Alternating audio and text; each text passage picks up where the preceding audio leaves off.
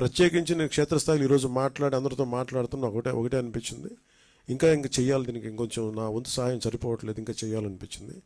So దాదాపు 400 పంచాయతీలు అనుకుంటే నేను ఒక్కొక్క పంచాయతీకి వ్యక్తిగతంగా నా తరపు నుంచి 1 లక్ష రూపాయలు డైరెక్ట్ పంచాయతీకి వెళ్ళేలాగా ఎలాగ ఉండాలి అనేది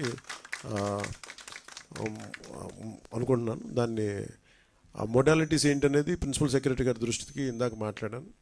ఇది డైరెక్ట్గా పంచాయతీలకు వెళ్ళాలి. మన 10,000 రూపాయలు 25,000 రూపాయలు ఎలాగా డైరెక్ట్ పంచాయతీ నిధుల్లో పడ్డాయో అలాగే ఈ 1 లక్ష రూపాయలు కూడా ఇది ఎంత సహాయం అవుతుందో తెలియదు, కానీ కనీసం ఆ పారిశుద్ధ్య పనుల కన్నా పనిచేస్తే ప్రభుత్వం మీద కొంచెం భారం తగ్గుద్ది.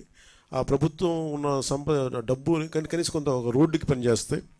సో నా సైడ్ నుంచి నేను ఇచ్చే 400 పంచాయతీలకి ఈ 1 లక్ష రూపాయల చొప్పున కనీసం పారిశుద్ధ్య పనులకు కొంచెం సహాయకారిగా ఉంటుంది అనేది.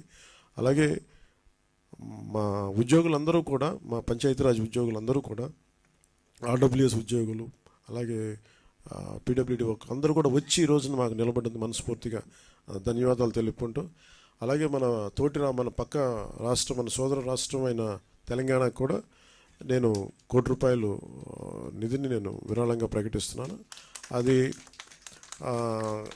తెలంగాణ ముఖ్యమంత్రిగా మన గౌరవ ముఖ్యమంత్రి శ్రీ రేవంత్ రెడ్డి గారికి నేనే స్వయంగా అందజేస్తాను. ఎందుకంటే ఇది కష్టాలు వచ్చినప్పుడు మనందరం ఒకరికొకరు చేదోడు వాదోడుకుంటాం. ఇది తిట్టుకునే సమయం కాదు.